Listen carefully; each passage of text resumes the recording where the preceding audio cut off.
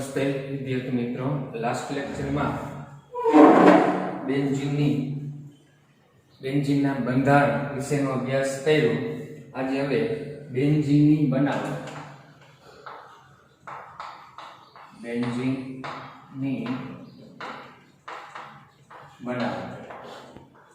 तो बेंजीन बनावट अलग अलग घणी बधी रीते थई शके छे। हाल अत्यार सुधीमां आपणा अभ्यासक्रममां जे आपणे भण्या ए रीते कई रीते बनावट करी शकाय एनी चर्चा करीए। जेमां पहेली बनावट छे आपने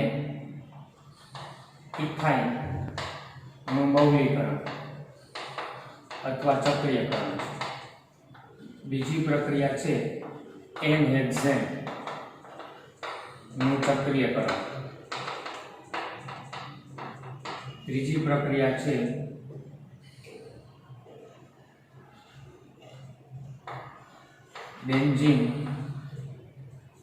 बेंजोइक एसिड एसिडमांथी। अने चौथी छे फिनोलमांथी। आ चार प्रक्रिया अत्यारे आपणे जोशुं। एमां प्रथम इथाइननुं बहुलीकरण जे छे, इथाइननुं बहुलीकरण। इथाइनना बहुलीकरणनी अंदर बात करीए तो 3 मोल इथाइनना अणु जोया था आपणे काले जोयुं हतुं। 3 मोल इथाइनना अणु छे ए रक्ततप लोखंडनी ट्यूबमां गरम करवामां आवे त्यारे एना एक पाई बंध तूटशे अने चक्रीय रचना धरावतुं संयोजन मळशे। एकांतरे द्विबंध होय जेने आपणे शुं कहीए छीए? बेंजीन। आ एक रीते बने छे, बराबर। ए आगळ आवी गई। बीजी प्रक्रिया पण आगळ आपणे एन-हेक्सेन छे, एन-हेक्सेननुं चक्रीयकरण अथवा एन-हेक्सेननुं एरोमेटिकीकरण ए रीते प्रक्रिया एवी आल्केननी रासायणिक प्रक्रियामां एन-हेक्सेन एटले CH3 CH2 4 टाइप अने CH3 आ एन-हेक्सेन छे। आनी प्रक्रिया आपणे V2O5 उद्दीपक अथवा Cr2O3 अथवा मोलिब्डेनम ट्रायोक्साइड उद्दीपकनी हाजरीमां ऊंचा तापमाने अने ऊंचा दबाण प्रक्रिया करवामां आवे त्यारे एमांथी हाइड्रोजन दूर थाय छे अने चक्रीय संयोजन बने छे। अने हाइड्रोजन केटला दूर थशे? वच्चेना चारे कार्बन उपरथी 1 छेडाना उपरथी 2 એટલે 8 दूर थाय એટલે 4 मोल H2 आपणे निपज तरीके मळशे। એટલે આ રીતે એન-હેક્સેનના ચક્રીયકરણ દ્વારા પણ બનાવી શકાય છે। ત્રીજું બેન્ઝોઇક એસિડમાંથી તો બેન્ઝોઇક એસિડમાંથી કઈ રીતે? તો કે આપણે કાર્બોક્સિલિક એસિડમાંથી એક કાર્બન સંખ્યા ઘટે એવા આલ્કેન બનાવ્યા હતા, ડીકાર્બોક્સિલેશન। તો એવી જ રીતે જો એરોમેટિક કાર્બોનિક એસિડ હોય બેન્ઝોઇક એસિડ, આની પ્રક્રિયા આપણે સોડા લાઈમ એટલે NaOH અને કેલ્શિયમ ઓક્સાઇડના મિશ્રણ સાથે ગરમ કરીએ તો પ્રથમ કાર્બોક્સિલિક એસિડનો સોડિયમ ક્ષાર COONA સોડિયમ બેન્ઝોએટ મળે અને પાણી દૂર થશે। અને આ સોડિયમ બેન્ઝોએટની પ્રક્રિયા પાછી સોડા લાઈમ સાથે કરવામાં આવે તો ડીકાર્બોક્સિલેશનથી CO2 સમૂહ દૂર થશે અને બેન્ઝીન મળશે। એટલે કે આપણે Na2CO3 છે એ દૂર થાય છે। તો આ રીતે બેન્ઝોઇક એસિડના ડીકાર્બોક્સિલેશન દ્વારા પણ એક કાર્બન સંખ્યા ઘટે એવો एरोमेटिक हाइड्रोकार्बन बेंजीन आपने निपज तरीके मळशे। त्यारबाद फिनोलमांथी। फिनोल એટલે શું? તો એરોમેટિક રિંગ સાથે હાઇડ્રોક્સિલ સમૂહ OH જોડાઈને તેને ફિનોલ તરીકે ઓળખવામાં આવે છે। આગળ આઈયુપીએસસી નામ કર્યા હોય તેમાં સામાન્ય નામમાં આવેલું હતું, બરાબર। બેન્ઝીન સાથે OH જોડાય તો એ ફિનોલ છે। એ ફિનોલની પ્રક્રિયા ઝિંક પાવડર સાથે ગરમ કરશો તો ઝિંકનું ઓક્સિડેશન થશે અને ફિનોલનું રિડક્શન થશે। આ ફિનોલની રિડક્શન પ્રક્રિયા છે। એની રિડક્શન પ્રક્રિયાથી બેન્ઝીન મળે અને ઝિંક ઓક્સાઇડ છૂટું પડશે। આ ચાર રીતે આપણે તો કે બેન્ઝીન છે એ બનાવી શકશું, એ ધ્યાનમાં રાખવાનું છે। ત્યારબાદ ફિનોલના બેન્ઝોઇક એસિડ છે એના ભૌતિક ગુણધર્મ, બેન્ઝીનના ભૌતિક ગુણધર્મ। बेंजीन છે ને અધ્રુવીય સંયોજન છે, અધ્રુવીય સંયોજન છે। બીજું બેન્ઝીન અધ્રુવીય હોવાથી પાણીમાં અદ્રાવ્ય છે, પાણીમાં અદ્રાવ્ય। તો કેમાં દ્રાવ્ય થશે? તો કે કાર્બનિક દ્રાવકમાં, કાર્બનિક દ્રાવક હોય જે બિનધ્રુવીય એ દ્રાવકમાં સરળતાથી મિશ્ર થઈ શકે એટલે એમાં તો જે શું હોય છે દ્રાવ્ય છે. અને એરોમેટિક સંયોજનની લાક્ષણિકતા એને દહન કરવામાં આવશે તો ધુમાડાવાળી જ્યોત એટલે કે મેષવાળી જ્યોતથી સળગે એટલે કે તે ધુમાડાવાળી જ્યોત એ શું થશે સળગે છે આ ધ્યાન. અને સામાન્ય રીતે એરોમેટિક સંયોજનો પ્રવાહી અથવા ઘન અવસ્થામાં જોવા મળે હોય છે. એમાં બેન્ઝીન પ્રવાહીની અવસ્થામાં જોવા મળે છે. ઘન અવસ્થાની અંદર આપણે ડામરની ગોળી બરાબર જેમાં નેપ્થેલિન હોય છે જે વિશિષ્ટ પ્રકારની વાસ ધરાવે છે અને એનો ઉપયોગ છે એ જીવાત જેવી પ્રતિકર્ષી એટલે કે કંસારિયા પતંગિયા જેવી જીવાતો હોય દૂર કરવા માટે ડામરની ગોળી છે એનો ઉપયોગ કરવામાં આવે. એટલે આપણે એને શૌચાલય અને કપડાં જ ને સુરક્ષિત રાખવા માટે આપણે એનો ઉપયોગ કરીએ છીએ. ડામરની ગોળીમાં નેપ્થેલિન હોય. શું હોય? ડામરની ગોળી એમાં કયો હાઇડ્રોકાર્બન હશે તો કે નેપ્થેલિન. એનો ઉપયોગ ક્યાં તો કે જીવાત ને દૂર કરો. શૌચાલય અને કાપડ હોય એની અંદર તો તેનો ઉપયોગ કરવામાં આવે છે જીવાણુથી મુક્ત રાખવા માટે. દાખલા એના ભૌતિક ગુણધર્મો હતા. હવે આપણે એરોમેટિક બેન્ઝીન સંયોજન છે એની રાસાયણિક પ્રક્રિયા વિશે વાત કરીશું. તો બેન્ઝીન જે છે એ એકદમ સ્થાયી સંયોજન છે. સ્થાયી એટલે કે એના દ્વિબંધ છે એ સતત તો કે વિસ્તારીકૃત હોવાથી આ દ્વિબંધ છે એ સરળતાથી તૂટી શકતા નથી. દ્વિબંધ સરળતાથી તોડી શકાય નહીં. એટલે દ્વિબંધ સરળતાથી તૂટતા ન હોવાથી તો કે શું થશે એ યોગશીલ પ્રક્રિયા સામાન્ય પરિસ્થિતિમાં આપતા નથી. પરંતુ બેન્ઝીનના કાર્બન સાથેનું હાઇડ્રોજન હોય એ હાઇડ્રોજનનું વિસ્થાપન થઈ શકે. એટલે બેન્ઝીન મોટાભાગે ઇલેક્ટ્રોન અનુરાગી વિસ્થાપન પ્રક્રિયા છે એની લાક્ષણિકતા. પણ યોગશીલ પ્રક્રિયા કે ઓક્સિડેશન પ્રક્રિયા ચોક્કસ પ્રક્રિયા પરિસ્થિતિમાં આવશે. બાકી મોટાભાગે ઇલેક્ટ્રોન અનુરાગી વિસ્થાપન પ્રક્રિયા છે એ બેન્ઝીન આપે છે. તો પ્રથમ આપણે બેન્ઝીનની ઇલેક્ટ્રોન અનુરાગી વિસ્થાપન પ્રક્રિયાઓ છે એની ચર્ચા કરશું. અગત્યનો ટોપિક છે.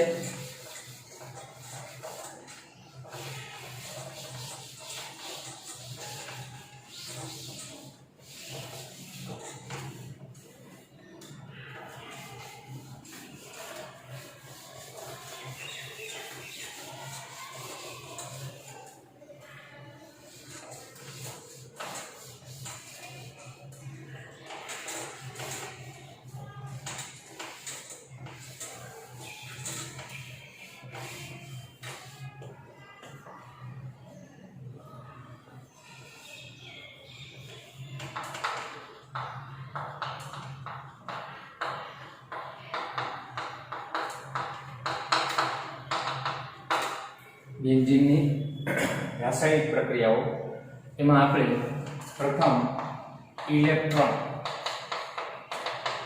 અનુરાગી વિસ્થાપન પ્રક્રિયા. તો ઇલેક્ટ્રોન અનુરાગી વિસ્થાપન પ્રક્રિયા એટલે શું? આગળના ચેપ્ટરમાં 12મા ચેપ્ટરમાં આપણે જોયું હતું કે કોઈ પણ તટસ્થણુ કે ધન આયન જે ઇલેક્ટ્રોન ની ઉણપ ધરાવતો હોય એટલે કે લુઈસ એસિડ હોય એ આવા તટસ્થણુ કે ધન આયનને ઇલેક્ટ્રોન અનુરાગી પ્રક્રિયા કહેવાય. અને આવા ઇલેક્ટ્રોન અનુરાગી પ્રક્રિયા દ્વારા કોઈ પણ સંયોજનના પરમાણુ કે પરમાણુનું વિસ્થાપન થાય તેને ઇલેક્ટ્રોન અનુરાગી વિસ્થાપન પ્રક્રિયા કહેવામાં આવે છે. આવી ઇલેક્ટ્રોન અનુરાગી વિસ્થાપન પ્રક્રિયા બેન્ઝીનની અંદર કઈ કઈ આવશે તો કે એક હેલોજિનેશન પ્રક્રિયા આવશે. હેલોજિનેશન. પછી બીજી પ્રક્રિયા નાઇટ્રેશન આવશે. ત્રીજી પ્રક્રિયા સલ્ફોનેશન આવશે. સલ્ફોનેશન. ચોથી પ્રક્રિયા ફિડલ ક્રાફ્ટ આલ્કાઇલેશન. પાંચમી પ્રક્રિયા ફિડલ ક્રાફ્ટ એસાઇલેશન. આટલી પાંચ આપણે ઇલેક્ટ્રોન અનુરાગી વિસ્થાપન પ્રક્રિયા બેન્ઝીનની જોશું. હેલોજિનેશન એટલે ઇલેક્ટ્રોન અનુરાગી પ્રક્રિયા તરીકે X+ આયન જોડાશે. કયો જોડાશે? X+ ion. નાઇટ્રેશનમાં તો કે NO2 પ્લસ આયન જોડાશે. સલ્ફોનેશનમાં SO3H પ્લસ આયન છે એ ઇલેક્ટ્રોનવાળી પ્રક્રિયા. આલ્કાઇલેશનમાં R પ્લસ એટલે મિથાઇલ ઇથાઇલ સમૂહ કાર્બોકેટાયન જોડાશે. અને એસાઇલેશનમાં CH3CO પ્લસ આ પરમાણુ કે પરમાણુ સમૂહ આ બધા ઇલેક્ટ્રોનવાળી પ્રક્રિયા છે. એ બેન્ઝીનના કોઈ પણ કાર્બન સાથેના એક હાઇડ્રોજનનું વિસ્થાપન કરીને તો તે આપણે જોડાશે. તો હવે એની જો પ્રક્રિયા લખી પછી એની ક્રિયાવિધિ દ્વારા સમજીએ કે આ બેન્ઝીન છે.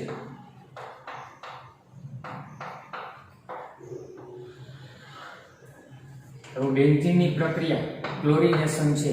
તો એમાં પ્રક્રિયક તરીકે ડાયહેલોજન એટલે કે ક્લોરિનેશન પ્રક્રિયા કરવી હોય તો Cl2 અને ઉદ્દીપક તરીકે FeCl3 લેવાનું છે. તો આ Cl2 માંથી એક Cl+ ઉત્પન્ન થશે. બેન્ઝીનના કોઈ પણ કાર્બનના એક હાઇડ્રોજન દૂર કરી અહીંયા જોડાશે એટલે આપણે એને નામ આપીએ છીએ ક્લોરોબેન્ઝીન. અને બીજો Cl અહીંયાથી H દૂર થાય એટલે HCl ની બાયપ્રોડક્ટ વધારાની નિકલ છૂટી પડે. આને ક્લોરિનેશન કહેવાય. હવે જો તમે Br2 અને FeBr3 લ્યો FeBr3 તો આ પ્રક્રિયામાં શું થશે તો કે Br જોડાશે. ગમે તે એક કાર્બન સાથે જોડી શકો છો બ્રોમોબેન્ઝીન મળે અને HBr છૂટું પડશે. ત્યારબાદ આપણે તો કે આયોડિનેશન કરીએ તો I2 અને FeI3 લેશું અને એમાં આયોડોબેન્ઝીન મળશે. આયોડોબેન્ઝીન અને શું થશે તો H I છૂટું પડશે. પણ આ પ્રક્રિયા છે ખાસ ધ્યાન રાખવાનું એક બુકમાં આપી નથી પરંતુ પ્રતિવર્તી પ્રક્રિયા છે. પ્રતિવર્તી પ્રક્રિયા છે HI વધી જાય તો પ્રતિગામી પ્રક્રિયા થાય. તો આ પ્રક્રિયામાં HI છે એનું ઓક્સિડેશન કરવા HNO3 અથવા HiO3 આયોડિક એસિડ ઉમેરવામાં આવે જે આનું ઓક્સિડેશન કરી અને I2 બનાવે એટલે પાછો પ્રક્રિયક વધી જાય.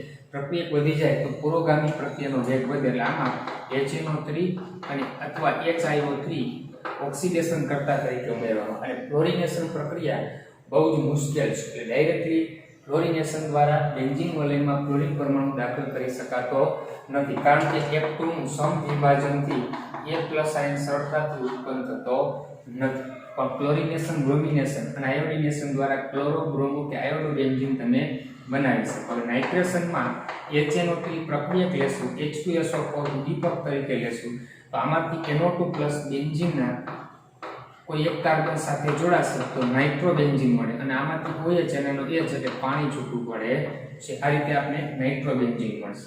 એવી જ રીતે સલ્ફોનેશનમાં H2SO4 સાંદ્ર લેશું અથવા તો કોલિયમ એટલે કે H2S2O7 એક બુકમાં તમને આવું લખ્યું છે H2SO4 અને SO3 આ બેનું મિશ્રણ છે ને H2S2O7 જેને કોલિયમ કહેવાય બરાબર અતિસાંદ્ર એની હાજરીમાં પ્રક્રિયા કરશું તો એમાં SO3H જોડાશે એટલે કે શું બનશે તો કે SO3H બેન્ઝીન સલ્ફોનિક એસિડ અને પાણી છૂટું પડશે. એવી જ રીતે જો હવે આલ્કાઇલેશન પ્રક્રિયા કરવામાં આવે તો આલ્કાઇલેશનમાં જો તમે CH3Cl લ્યો અને ઉદ્દીપક તરીકે નિર્જળ AlCl3 આ નિર્જળ AlCl3 ને ફિડલ-ક્રાફ્ટ્સ ઉદ્દીપક કહેવાય એટલે આ પ્રક્રિયા આલ્કાઇલ સમૂહ દાખલ કરી એટલે ફિડલ-ક્રાફ્ટ્સ આલ્કાઇલેશન કહેવામાં આવે. તો આ મિથાઇલ સમૂહ દ્વારા બેન્ઝીનના હાઇડ્રોજનનું વિસ્થાપન થશે તો આપણે નિપજ તરીકે ટોલ્યુઈન મળશે અને HCl છૂટું પડશે. અને જો તમે ફિડલ-ક્રાફ્ટ્સ આલ્કાઇલેશનમાં ઇથાઇલ ક્લોરાઇડ લ્યો અને નિર્જળ AlCl3 ઉદ્દીપકની હાજરીમાં પ્રક્રિયા કરો તો આમાં ઇથાઇલ સમૂહ જોડાય તો આપણે ઇથાઇલ બેન્ઝીન નિપજ તરીકે મળે છે અને HCl દૂર થાય. હવે આપણે એક પ્રશ્ન થાય કે N પ્રોપાઇલ ક્લોરાઇડ સાથે પ્રક્રિયા કરવામાં આવે તેની સાથે પ્રક્રિયા કરવામાં આવે આ બેન્ઝીન છે એની પ્રક્રિયા આપણે N પ્રોપાઇલ ક્લોરાઇડ એટલે કે CH3CH2CH2Cl અને નિર્જળ AlCl3 બરાબર તો શું નિપજ મળશે તો ત્યારે આમાંથી કોઈ કાર્બોકેટાયન મળે CH3CH2CH2 આ પ્રાથમિક કાર્બન પણ આમાં પુનઃરચના થાય તો હાઇડ્રોજન અહીંયા આવી જશે તો આપણે દ્વિતીયક કાર્બોકેટાયન મળે.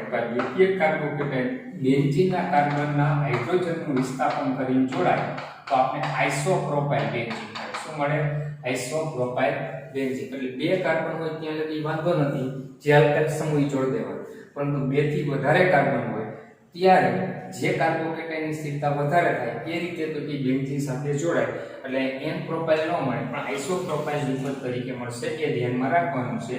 અને ત્યારબાદ ફિડલક્રાફ્ટ એસાઇલેશન છે, તો એમાં પ્રક્રિયક તરીકે CH3COCl અને ઉદ્દીપક તરીકે નિર્જળ LCl3, તો આમાં COCH3 સમૂહ બેન્ઝીન રિંગ સાથે જોડાશે તો શું બનશે? COCH3. આનું નામ એસિટોક્વિનોન છે, એસિટોક્વિનોન આ નિકલશે. અથવા તો એસિટાઇલ ક્લોરાઇડ લીધું એની જગ્યાએ આપણે એસિટિક એનાઇડ્રાઇડ CH3CO2 લે, આમાં HCl છૂટું પડે છે, તો આની અંદરથી એસિટાઇલ સમૂહ ઇલેક્ટ્રોન રાગી પ્રક્રિયા ઉત્પન્ન થશે. આટલો ભાગ આ બનશે, તો આ એસિટેટ આયન સાથે બેન્ઝીનનો H જોડાઈ જશે, તો એસિડિક એસિડ વધારાની નિકલ છૂટી પડશે અને એસિટાઇલ સમૂહ જોડાશે તો પણ ઉપર મુજબ જ તો કે એસિટોક્વિનોન મળે. એટલે એસિટોક્વિનોન મેળવવા માટે આ એસિટાઇલ ક્લોરાઇડ અથવા એસિટિક એનાઇડ્રાઇડ લેવામાં આવશે. આ રીતે આટલી બેન્ઝીનની ઇલેક્ટ્રોન અનુરાગી વિસ્થાપન પ્રક્રિયાઓ બુકમાં આપણે આપવામાં આવે છે, પણ આની ક્રિયાવિધિ શું એ આપણે જોવાની છે.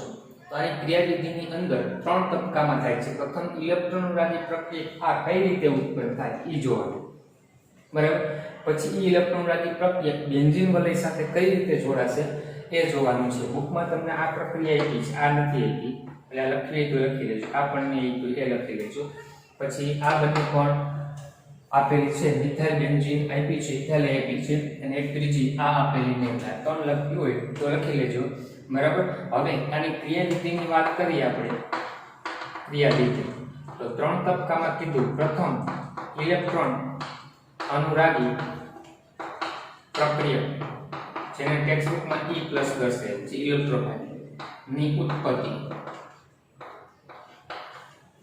કઈ રીતે ઉત્પન્ન થશે. તો હવે અહીં જુઓ, હેલોજિનેશન હોય, બરાબર, તો પ્રક્રિયા તરીકે આપણે કીધું X2 લેવાનું છે. તો X2 ની પ્રક્રિયા હું કેની સાથે, તો કે FeX3 સાથે કરું છું. તો આ બે વચ્ચેની પ્રક્રિયા કે X+ આ ઇલેક્ટ્રોન રાગી પ્રક્રિયા જે આપણે ઉત્પન્ન થઈ ગયું Cl+, Br, I+, બરાબર, એ ઉત્પન્ન થાય અને સામે શું છૂટું પડશે, તો કે FeX4-, આનો X- હોય આની સાથે યુગ્મદાન કરશે એટલે સવર્ગ સહસંયોજક બંધ ધરાવતું સંયોજન મેળવ્યું. આ રીતે ઉત્પન્ન થાય, બરાબર. પછી એવી જ રીતે આપણે આલ્કાઇલેશન લઈએ તો આ X હોય એટલે કે RCl છે, આ CH3Cl, CH3CH2Cl એની સાથે નિર્જળ LCl3 લઈએ છીએ. તો નિર્જળ LCl3 સાથે Cl- આને યુગ્મદાન કરશે તો R+ એટલે CH3+, CH3CH2+ અને AlCl4- લૂઇસ બેઝ મળશે. હવે એ જ રીતે એસાઇલેશન હોય, RCOCl હોય અથવા RCO2O, આની પ્રક્રિયા નિર્જળ AlCl3 સાથે આપણે કરી, બરાબર. તો શું થશે, તો કે એમાંથી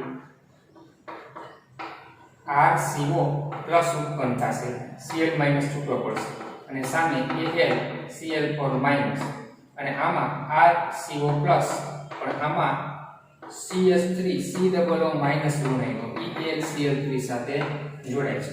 અને હવે સલ્ફોનેશન અને નાઇટ્રેશન છે, એની અંદર ઇલેક્ટ્રોન રાગી પ્રક્રિયા કઈ રીતે ઉત્પન્ન થાય, તો કે નાઇટ્રેશનમાં HNO3 હોય અને પ્રક્રિયા H2SO4 હોય. તો આ બે વચ્ચે પ્રક્રિયા થશે એટલે આ પ્રોટોન ગુમાવશે, એ પ્રોટોન આ મેળવશે. એટલે ખરેખર H2SO4 નું બંધારણ જુઓ આ રીતે હોય.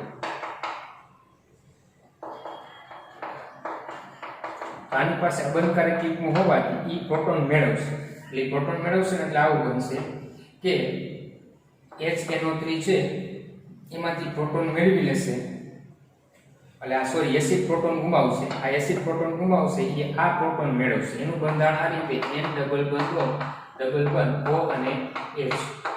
તો આ એસિડનો પ્રોટોન મેળવશે એટલે આ જે નાઇટ્રિક એસિડ જે છે ને એ HO એક પ્રોટોન મેળવી લીધો, એ પ્રોટોન મેળવશે એટલે સવર્ગ સહસંયોજક બંધ બનાવશે. આના ઉપર ધન વીજ ભાર આવે, N=O મળશે અને આ બાજુ HSO4- રહેશે. અને ત્યારબાદ શું થાય, તો કે આમાંથી આ યુગ્મ જે છે એ ઓક્સિજન મેળવી લેશે તો પાણી છૂટું પડી જશે. આ નાઇટ્રોજન ઉપર ધન વીજ ભાર આવે એટલે કે NO2+ ઇલેક્ટ્રોન રાગી પ્રક્રિયા ઉત્પન્ન થયો, પાણી છૂટું પડ્યું અને HSO4- મળ્યું.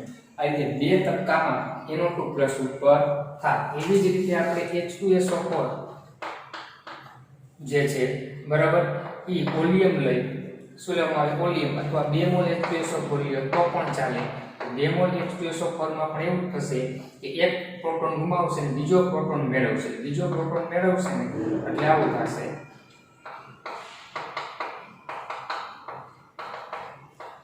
કે આ H2SO4 નો ઓક્સિજન પ્રોટોન મેળવી લેશે આના ઉપર ધન વીજભાર અને આ પ્રોટોન ગુમાવે એટલે HSO4 માઈનસ હવે આ યુગ્મ ઓક્સિજન મેળવી લીધું તો આમાં વધે શું HSO3 પ્લસ મળશે એટલે શું મળ્યું HSO3 પ્લસ ઇલેક્ટ્રોન રાગી પ્રક્રિયક મળી ગયું H2O છૂટું પડ્યું અને HSO4 માઈનસ મળે છે તો આ રીતે તમે જુઓ આ બધા ઇલેક્ટ્રોન રાગી પ્રક્રિયા પ્રથમ ઉત્પન્ન થાય પહેલું સ્ટેપ ક્રિયાવિધિનું આ છે હવે બીજા સ્ટેપમાં આ દરેક ઇલેક્ટ્રોન રાગી પ્રક્રિયા બેન્ઝીન વલય સાથે પ્રક્રિયા કરશે એટલે આપણે એરાઇલ કાર્બોકેટાઇન બનાવશે શું બનાવશે એરાઇલ અને એરાઇલ કાર્બોકેટાઇન બનશે બાદમાં મુખ્ય નિપજ આપને મળશે તો હવે એરાઇલ કાર્બોકેટાઇન કઈ રીતે ઉત્પન્ન થાય એ જોઈએ એટલે બીજો તબક્કો ક્રિયાવિધિનો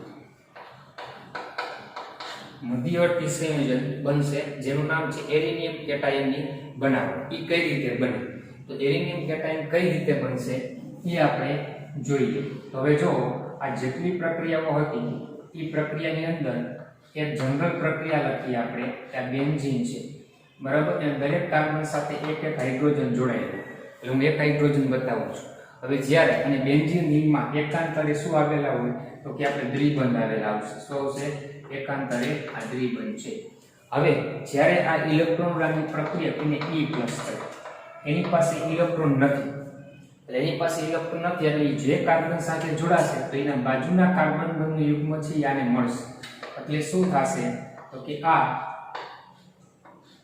આપણે છે આ પાઈ બંધ તૂટી જશે અને આ હાઇડ્રોજન અને E જોડાય એટલે આ કાર્બન ઉપર ધન વીજભાર આવ્યો એટલે કેટાયન કીધો પણ બેન્ઝીન રિંગ છે એરોમેટિકલી એરિનિયમ કેટાયન કહેવામાં આવે આ બે પછી હવે આમાં સંસ્પંદન જોવા મળશે તો સંસ્પંદનને કારણે શું થશે તો કે આ પાઈ બંધ યુગ્મ આ બે કાર્બન વચ્ચે આવે તો આ ધન વીજભાર આ કાર્બન ઉપર રહી જશે જો કયા કાર્બન ઉપર આ કાર્બન ઉપર ધન વીજભાર અને H અને E જોડાય છે ત્યારબાદ આગળ જોઈએ તો પાછો અહીંયા બંધમાં આ પાઈ બંધનું યુગ્મ બંધમાં ભાગ લેશે ડિલોકેલાઇઝર સતત ફરતું હોય તો ધન વીજભાર આ કાર્બન ઉપર આવશે એટલે શું થશે અહીંયા ધન વીજભાર આવશે અને હવે તો કે આમ તમે જોશો ને તો શું થશે પાઈ બંધનું ઇલેક્ટ્રોન યુગ્મ છે એ બેન્ઝીન વલયમાં સતત શું થાય છે ફરતું જોવા મળશે શું જોવા મળશે ધન વીજભાર છે ને ફરતો જોવા મળે છે અને ત્યારબાદ આ એરિનિયમ કેટાયન સાથે કોણ પ્રક્રિયા કરશે તો કે અહીં જો દરેક પ્રક્રિયામાં જે ઋણાયન ઉત્પન્ન થયો છે એ ઋણાયન છે એ એરિનિયમ કેટાયન સાથે પ્રક્રિયા કરશે એટલે એમાંથી H+ નું વિસ્થાપન કરશે શું કરશે H+. એટલે હવે હું પહેલા આ દરેક એરિનિયમ કેટાયન કઈ રીતે બને આમાંથી એ લખું છું દરેક આપણે જે જોઈ દરેક પ્રક્રિયા આ બેન્ઝીન છે બરાબર આની પ્રક્રિયા દરેક કેટાયન સાથે કરું છું હેલોજિનેશન હોય તો શું હોય X+ સાથે પ્રક્રિયા કરીને તો એ કેટાયન આવો બનશે આ પાઈ બંધને અહીંયા બતાવ્યો છે તો અહીંયા હાઇડ્રોજન EX જોડાય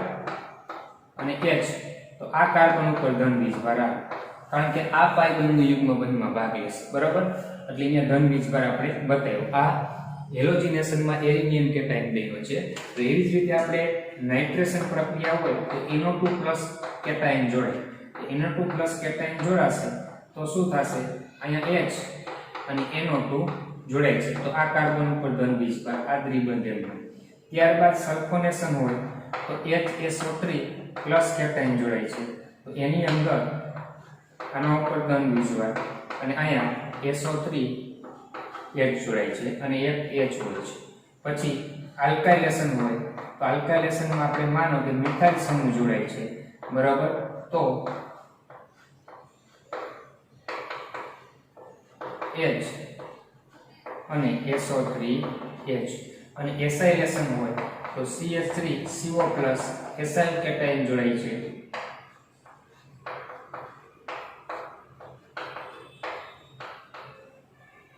CO CH3 અને અહીંયા આલ્કાઇલ એટલે CH3 જોડવાનું છે. આ મધ્યવર્તી એલ્યુમિનિયમ કેટાયન મળ્યા. હવે આપણે આ દરેક પ્રક્રિયામાં એના જે ઋણ આયન છે ને એની સાથે પ્રક્રિયા કરીશું.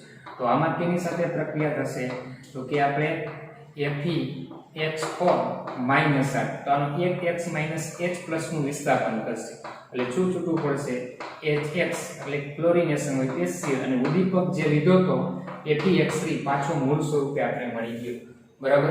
અને મુખ્ય નિપજ તરીકે આપણે શું મળી જાય છે એ મુખ્ય નિપજ તો કે હેલોબેન્ઝીન, પછી ક્લોરીન હોય તો ક્લોરોબેન્ઝીન, બ્રોમિન હોય તો બ્રોમોબેન્ઝીન, એક HX અને એક ઉદ્દીપક FeX3 પાછો મળી જાય. એવી જ રીતે આની અંદર આપણે શું મેળશું તો કે HSO4- તો HSO4- આ પ્રોટોન મેળવી લેશે, બરાબર. એટલે આ પાયલોનું યુગ્મ હોય ને અહીંયા વયું જાય, આ H+ છૂટો પડે એટલે યુગ્મ અહીંયા એટલે આ ઘન બીજ ભાગ દૂર થઈ ગયો, બેન્ઝીન મૂળ સ્વરૂપે મળશે એટલે કે નાઇટ્રોબેન્ઝીન મળી ગયું. અને આમાં H+ આની સાથે જોડાય તો ઉદ્દીપક પાછો મૂળ સ્વરૂપે મળી જાય છે, જે આપણે ઉમેર્યો તો એ જ ઉદ્દીપક આપણે H2SO4 મળી જશે. એવું જ સલ્ફોનેશનમાં શું HSO4- આ યુગ્મ પાછું આ બે કાર્બન વચ્ચે રહી જાય અને SO3H એટલે નાઇટ્રો સલ્ફોનિક એસિડ મળી ગયું, H2SO4 ઉદ્દીપક પાછો મળે છે. આની અંદર નિર્જળ AlCl4- હતું તો એ AlCl4- માંથી H+ આ Cl- H+ મેળવી લેશે એટલે પાછું આપણે ટોલ્યુન મળી ગયું અને HCl છૂટું પડી ગયું અને એક ઉદ્દીપક નિર્જળ AlCl3 પાછો મળે છે. એવું જ આમાં થશે નિર્જળ AlCl4- તો શું થાય તો કે COCl3 એસિટોફિનોન આ Cl- H+ મેળવે છે HCl અને ઉદ્દીપક નિર્જળ AlCl3 મળે. આ રીતે ત્રણ તબક્કામાં આની ક્રિયાવિધિ તો કે જોવા મળે. એ આપણે ક્રિયાવિધિ સહિત એ ચર્ચા કરી, એ ધ્યાન રાખવાનું. અને એક બીજી પ્રક્રિયા ટેક્સ્ટબુકમાં આપી છે કે જો ક્લોરોબેન્ઝીનનું નિર્જળ HCl3 ની હાજરીમાં અંધારામાં અને નીચા તાપમાને ક્લોરિનેશન કરવામાં આવે તો હેક્સાક્લોરોબેન્ઝીન મળે છે ઇલેક્ટ્રોલાઇટ વિસ્થાપન પ્રક્રિયા દ્વારા. એવી આપણે વાત કરવામાં આવેલી છે. એક સમીકરણ છે ટેક્સ્ટબુકમાં કે નિર્જળ AlCl3 આપણે અત્યારે જોયું તો ક્લોરિનેશન,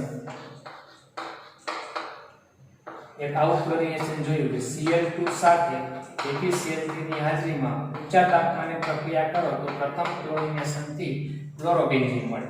અહીં આપણે એવું કીધું છે વધુ પ્રમાણમાં Cl2 હોય, FeCl3 ઉદ્દીપકની હાજરી હોય અને અંધકાર અને ઠંડા વાતાવરણમાં પ્રક્રિયા કરવામાં આવે તો બેન્ઝીનના દરેક કાર્બનના હાઇડ્રોજનનું વિસ્થાપન થશે અને શું મળશે 1 2 3 4 5 6 હેક્સાક્લોરોબેન્ઝીન નિપજ તરીકે મળી શકે છે. એક વધારાની પ્રક્રિયા આપી એ આપણે ધ્યાનમાં રાખવાની છે. તો આની ક્રિયાવિધિ પણ આપણે ત્રણ સ્ટેપની અંદર જોઈ. હવે આપણે ચોક્કસ પ્રક્રિયા પરિસ્થિતિમાં બેન્ઝીન છે એ યોગશીલ પ્રક્રિયા પણ આપી શકે છે. તો એની ત્રણ યોગશીલ પ્રક્રિયા છે ચર્ચા કરશું. આપણે આગળ જોઈ હતી પણ ફરીથી એકવાર એ લખાવી દઉં. એ અને ઓક્સિડેશન પ્રક્રિયાની દહન એ જોવાનું બાકી છે. જોઈએ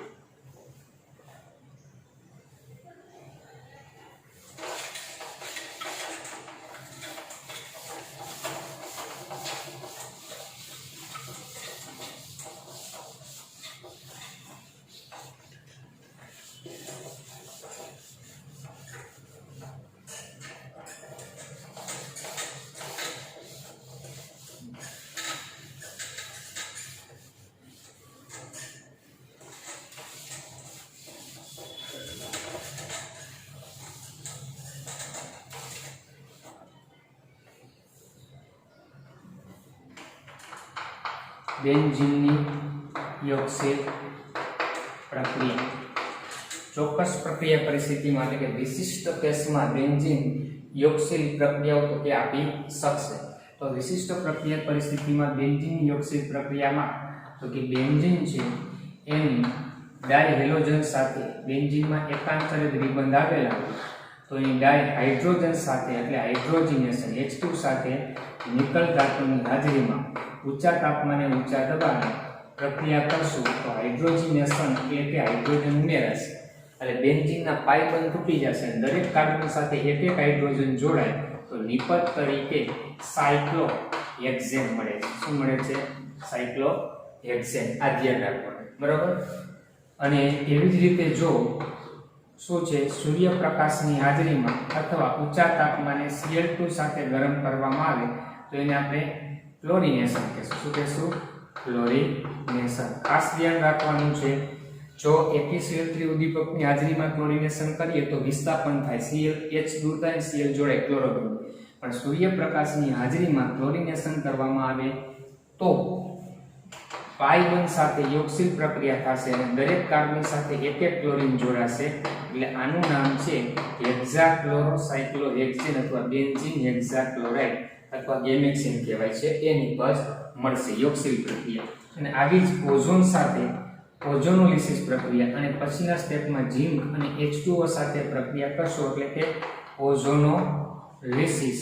તો પ્રથમ આગળ કાલે જોયું હતું એ પ્રમાણે ટ્રાયઓઝોનાઇડ મળે, 3 મોલ લેવાનો ઓઝોન. તો ટ્રાયઓઝોનાઇડ મળે છે અને ટ્રાયઓઝોનાઇડનું જળ વિભાજન કરતા તો કે આપણે પાઈ બંધ કાર્બન કાર્બન બંધ તૂટે છે એટલે કે 2 મોલ શું મળતું હતું? CHO, બરાબર. એટલે કે ગ્લાયકોઝાલ. આ નિપજ મળે છે. ટેક્સ્ટબુકમાં આપી નથી પણ લખી નાખવાની. એટલે બેન્ઝીનનું ઓઝોનોલિસિસ કરતા ગ્લાયકોઝાલના 3 મોલ તો કે આપણે નિપજ તરીકે મળશે. આ બેન્ઝીનની 3 યોગશીલ પ્રક્રિયાઓ ધ્યાનમાં રાખી. પછી બેન્ઝીનનું દહન છે, દહન પ્રક્રિયા. જેમ આગળ આલ્કેનનું દહનથી કાર્બન ડાયોક્સાઇડ H2O મળે એમ કોઈ પણ હાઇડ્રોકાર્બનના દહનથી CO2 અને H2O વાયુ મુક્ત થાય છે. તો બેન્ઝીનનું પણ દહન કરવામાં આવે ઓક્સિજનની હાજરીમાં, બરાબર. તો એમાંથી કાર્બન ડાયોક્સાઇડ અને H2O મળશે. પ્રક્રિયા સંતુલિત માટે 6 મોલ કાર્બન છે, 6 હાઇડ્રોજન 3 છે, આ 3 મોલ લઈ લઈએ તો ઓક્સિજન 6, 12 અને 15 છે એટલે 15 છે તો આપણે અહીંયા 15/2 O2 લઈ લઈએ એટલે 15 મોલ ઓક્સિજન તો કે થઈ જાય. પણ કોઈ પણ એરોમેટિક હાઇડ્રોકાર્બન હોય તેમાં કાર્બનની સંખ્યા x હોય અને હાઇડ્રોજનની સંખ્યા છે એ y હોય તો એની દહન પ્રક્રિયા છે એનું સમીકરણ કેમ લખાય તો કે CO2 મળે સામે H2O મળે પણ CO2 હંમેશા x જેટલા હશે અને H2O આપણે કીધું છે y/2 મળશે. y ની સંખ્યા જેટલી હશે હાઇડ્રોજન એના કરતા અડધા મળશે. તો O2 ની સંખ્યા કેટલી લેવાની થાય કે x plus y/4 mall O2. તો અહીં તમે જોશો ને આ પ્રમાણે જોવા જાય તો અહીં કાર્બન 6 તો આ 6 મળ્યા જોવું છે. પછી હાઇડ્રોજન 6 છે તો 6/2 એટલે 3 મળે છે. તો અહીંયા 6 અને અહીંયા આપણે 6 તો 6/4 અને 6 એટલે 6 24 ને 36 30/4 એટલે 15/2 બરાબર. કોઈ પણ આલ્કેન કે આલ્કેન ગમે તે હાઇડ્રોકાર્બન હોય એનું ઓક્સિજનની હાજરીમાં દહન માટે આ રીતે સંતુલિત સમીકરણ તો કે લખી શકાય છે. તો આ રીતે આ આલ્કેન એરોમેટિક હાઇડ્રોકાર્બન બેન્ઝીન છે એની રાસાયણિક પ્રક્રિયાની ચર્ચા કરી. હવે આપણે બેન્ઝીન ની રાસાયણિક પ્રક્રિયાથી આપણે જોયું કે ક્લોરોબેન્ઝીન મળ્યું, બરાબર. પછી બ્રોમોબેન્ઝીન મળ્યું, પછી નાઇટ્રોબેન્ઝીન મળ્યું. તો આ બધાને એક વિસ્થાપિત બેન્ઝીન કહેવાય અથવા બેન્ઝીનના વ્યુત્પન્નો કહેવાય. તો એક વિસ્થાપિત બેન્ઝીન આવી ઇલેક્ટ્રોન વિસ્થાપન પ્રક્રિયાઓ કઈ રીતે આવશે એની આપણે ચર્ચા કરવાની હવે થશે, જે હવે આપણે આવતા લેક્ચરમાં જોશું.